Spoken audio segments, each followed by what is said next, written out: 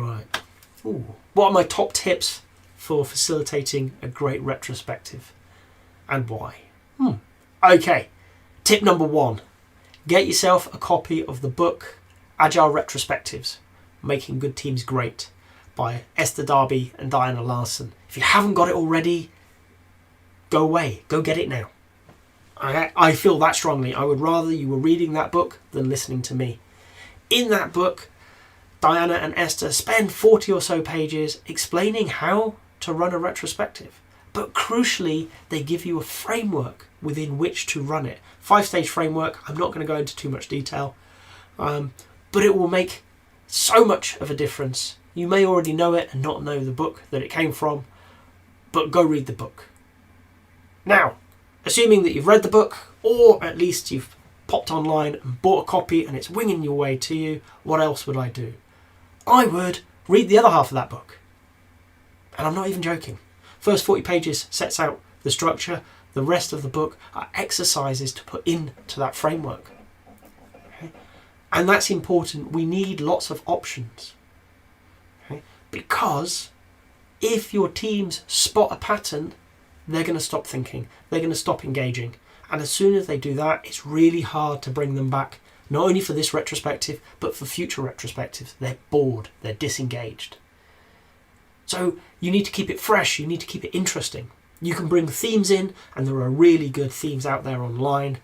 But what you also need to do is change up those exercises. So having a great array of exercises is invaluable. And that leads me to the third tip, plan 2 retros. Okay, that may seem daft. My experience says that when you're running a retrospective, the only thing you know, apart from that you're going to do an awesome job and at the end of it the team are going to be clear on how they intend to improve, is your plan ain't going to work. So when I say plan 2 retros, in truth it's 1 retro, 2 exercises for every step in that 5-stage framework. Because you don't know what's going to happen. You don't know which questions are going to resonate, which exercises are going to resonate.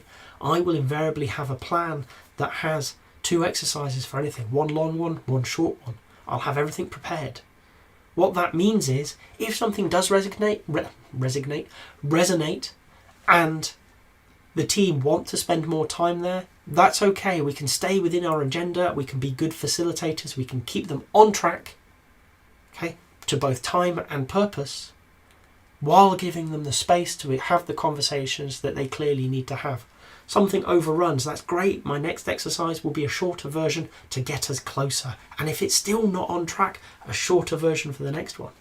I will always go in with those 2 plans, knowing that something on my main plan is going to go wrong, but not knowing what. So I have a backup.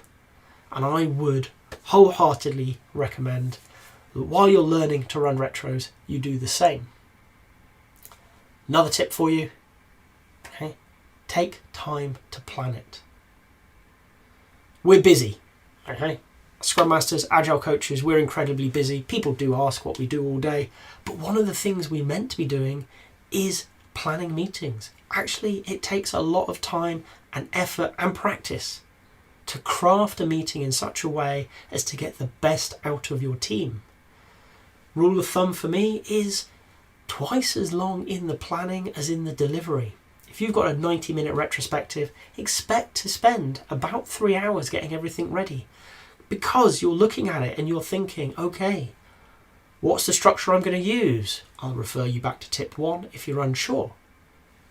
What are the exercises that are going to go into that? How do I create a flow between them so it's not a stilted thing, but it's a natural movement from one exercise to the next? How do I get them to move? What do I need to have set up? So what do I need to prep beforehand?